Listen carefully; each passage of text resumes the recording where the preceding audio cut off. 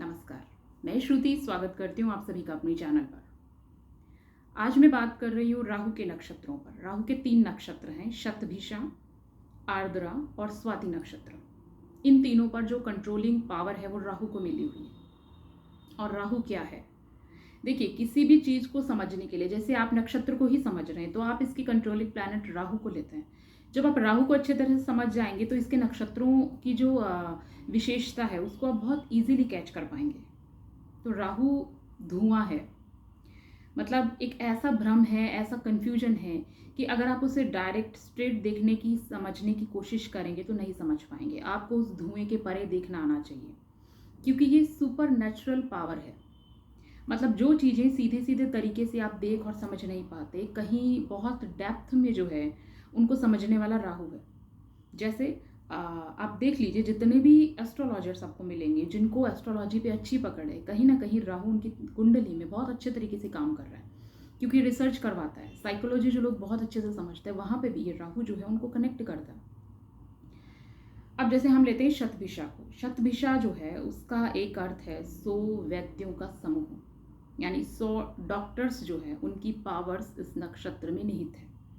एक empty circle भी इसका सिंबल है। और एम्प्टी सर्कल जो है वो क्या चीज़ को रिप्रेजेंट करता है? चाहे तो आप इसे जीरो समझ लीजिए, यानी कुछ नहीं, और चाहे तो आप इस जीरो को इतना डेप्थ में समझ सकते हैं जैसे कि स्वामी विवेकानंद जी ने सिर्फ इस एक जीरो पे कई घंटे तक व्याख्यान दिया। Depend on you. अगर आपके चार्ट में शनि और राहु का प्लेसमेंट बहुत अच्छा है तो ये शतभिषा नक्षत्र आपको बहुत कुछ दे सकता है। ये आपको सब कुछ दे सकता है, क्योंकि सब कुछ जो है ना, इसे एक गोल, मतलब शून्य में निहित है, आप ये समझ लीजिए। और अगर राहु और शनि का प्लेसमेंट खराब है तो हो सकता है आपको किसी गलत तरह के एडिक्शन में फंसा दे, क्योंकि ये नक्षत्र नशे को भी रिप्रेजेंट करता है। हो सकता है आपको नशे की लत लग जाए, या आप चीज़ों को जो है मतलब क्लियर विजन से समझ ना पाए। लेकिन यही शतभिषा अगर पॉजिटिव है तो ये आपको इतना ज़्यादा हीलिंग पावर देता है जो 100 डॉक्टर्स में निहित है। जैसे आपको कोई प्रॉब्लम है और आपको उसका सॉल्यूशन नहीं मिल रहा, तो आप बहुत सारे डॉक्टर्स के पास जाते हैं ना ट्रीटमेंट के लिए। अगर वो सब आपको अच्छे से हेल्प करे तो आपकी प्रॉब्लम जो है वो मतलब सॉर्ट आउट हो जाएगी। कुछ ऐसा ही शतभिषा में निहित है। कुंभ राशि में ये है, और शनि की ये मूल त्रिकोण राशि है। राहु भी कुंभ राशि पर अपना स्वामित्व रखता है, तो बहुत पावरफुल है यहाँ पे शनि भी और राहु भी। और ये नक्षत्र जो है अपने आप में थोड़ा मिस्ट्री को रिप्रेजेंट करता है, बहुत मिस्टीरियस है। रहस्यवाद को चाहने वाले आप होंगे, अध्यात्म की तरफ भी आपका झुकाव हो सकता है अगर आप शतभिषा नक्षत्र से जुड़े हैं। उसके बाद हम लेते हैं आर्द्रा।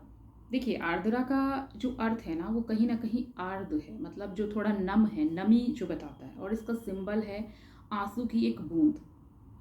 तो आप इसको इन जनरल देखेंगे तो आपको थोड़ा सा ये नेगेटिव लगेगा कि मतलब आंसू की बूंद है वो भी कहीं ना कहीं दुख को रिप्रेजेंट करती है, या कोई बेचैनी, परेशानी है, या नमी को भी हम इन जनरल अच्छा नहीं मानते। लेकिन जब आप इसको डेप्थ में समझते हैं ना, डीकोड करते हैं, तो इसका मीनिंग निकलता है कुछ अलग हटकर। जैसे इसके जो देवता हैं वो रुद्र माने जाते हैं। जो भगवान शिव है, उनका जो रौद्र स्वरूप है वो रुद्र में निहित है ना। उनका गुस्सा जो है, जो हम कहें कि किसी कुछ कहीं पे गलत हो रहा है तो उस गलत के विनाश के लिए जो एक मतलब विनाश है वो कहीं ना कहीं रुद्र से कनेक्ट करता है। तो आर्द्रा वालों का जो बहुत प्रोमिनेंट चीज़ होगी कि वो समाज से थोड़े अलग हटके होंगे, ओरिजिनल सिस्टम से बाहर जाकर काम करने वाले होंगे। जैसे रुद्र हैं, वो बिल्कुल अलग कहीं एकांत में जाकर और अपने ध्यान में लीन है, या फिर वो चाहे संहार कर रहे हैं, चाहे विनाश कर रहे हैं, चाहे वो किसी भी मतलब रूप में है, वो प्रकृति के साथ कहीं ना कहीं कनेक्ट है और सब चीज़ों से दूर। तो आर्द्रा वाले क्या होते हैं, ओरिजिनल सिस्टम से बाहर जाके काम करते हैं, समाज की विचारधारा से अलग चलते हैं, इसीलिए उन्हें थोड़ा विरोध का सामना भी करना पड़ता है। उनकी पर्सनल लाइफ में प्रॉब्लम आती है, मैरिड लाइफ भी उनकी डिस्टर्ब हो सकती है, क्योंकि राहु का प्रभाव है। तो अगर राहु आपकी कुंडली में बैलेंस्ड नहीं है, वेल प्लेस्ड नहीं है, तो ये प्रॉब्लम क्रिएट करता है। और उसके बाद हम लेते हैं स्वाति नक्षत्र।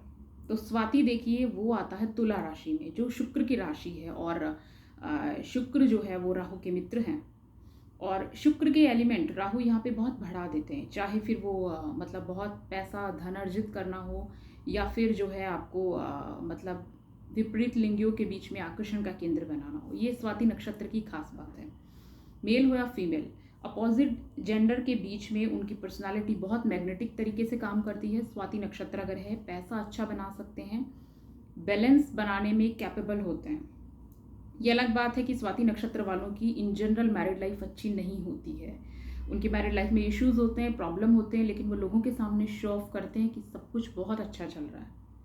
अगर राहु उनकी कुंडली में बहुत ज़्यादा प्रभावित उनको कर रहा है, जैसे मान लीजिए स्वाति नक्षत्र है किसी का और लग्न में राहु बैठ गया है, व्यक्तित्व को बहुत ज़्यादा राहु अगर प्रभावित कर रहा है, तो क्या होगा, ऐसे लोग जो है अपना काम निकालने में माहिर होते हैं और उसके लिए दूसरों को बहुत हर्ट वो कर सकते हैं। जैसे कि मान लीजिए किसी का काम पूरा हुआ है, किसी का किसी से मन भर गया, तो एक झटके में वो रिश्ता ख़त्म कर देंगे और अपने मतलब के लिए किसी और के साथ जो है पूरी तरह से कनेक्ट हो जाएंगे और अपना सर्वस्व उसे दे देंगे।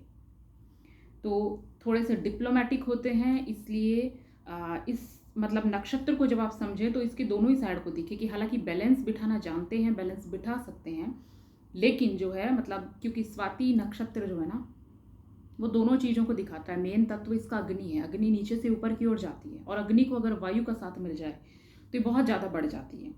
तो अगर शुक्र जो है वो कहीं ना कहीं किसी के हॉरोस्कोप में पीड़ित या खराब है, तो फिर ये स्वाति नक्षत्र वहाँ पे क्या होता है कि खराब रिजल्ट देना स्टार्ट करता है। अदरवाइज ये आपके लाइफ में बैलेंस बना के रखता है। तो आप चाहे शतभिषा को समझें, चाहे आर्द्रा को, चाहे स्वाति को, तीनों में चीज़ ध्यान रखिए कि तीनों ही जो राशियाँ मतलब जो नक्षत्र राशियों में आ रहे हैं, जैसे शतभिषा कुंभ में है, वो भी मतलब राहु की राशि मानते हैं शनि के साथ। आर्द्रा मिथुन राशि में है, मिथुन राशि में राहु का प्लेसमेंट बहुत अच्छा है, बुध को भी राहु का मित्र मानते हैं। और स्वाति नक्षत्र तुला राशि में है, तुला राशि में भी अगर राहु का प्लेसमेंट है तो बहुत अच्छा है आपके चार्ट में, और शुक्र भी चूंकि राहु का मित्र है। तीनों ही जगह राहु बहुत पावरफुल है। 3, 7, 11 तीनों स्थानों पे भी अगर राहु है आपके चार्ट में तो वो पावरफुल है। जैसे तीसरे घर में सपोज राहु है तो बहुत अच्छा मानते हैं, 11वें में राहु अच्छा है, 7वें में जो राहु है वो मैरिड लाइफ के लिए खराब है, बट आपके बिजनेस और आपके प्रोफेशनल ग्रोथ के लिए अच्छा है। तो राहु जैसे मैंने बताया ना कि धुआं है, अगर आप धुएं के परे जाकर देखने में कैपेबल हैं तब तो आप राहु की इस माया और भ्रम में नहीं उलझेंगे। लेकिन अगर आप उस धुएं से बाहर जाकर देखने में कैपेबल नहीं हैं, अगर आपने प्रकृति में जो एक ब्रह्मांड में शक्ति व्याप्त है, सुपर नेचुरल पावर जो है, उसके साथ अपना कनेक्शन नहीं बनाया, तो फिर ये राहु का जो भ्रम है ना, ये इसमें आपको चीज़ें क्लियर नहीं दिखाई देगी और ये राहु प्रॉब्लम करता है। केंद्र में अगर कोई पाप ग्रह आता है तो ये आपको अच्छा फल ही देता है। इन जनरल मैंने लोगों के चार्ट्स में देखा है कि केंद्र में पाप ग्रह बली अवस्था में होता है तो वो आपको अच्छा रिजल्ट देता है।